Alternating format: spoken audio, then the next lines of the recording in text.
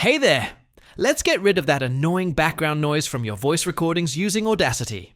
This technique is really helpful if you don't have a soundproof studio. Open your audio file in Audacity. The first thing we need is a sample of just the noise you want to remove. So find a part of your recording where you're silent and only background noise is present. It might be a few seconds at the start or end. Click and drag to highlight that noise-only section. Now, go to Effect, Noise Reduction, and click Get Noise Profile. This tells Audacity what noise to filter out. Next, select your entire audio by pressing Ctrl+A or CMD+A. Go back to Effect, Noise Reduction again. This time, adjust the settings if you want. Default works well for most cases.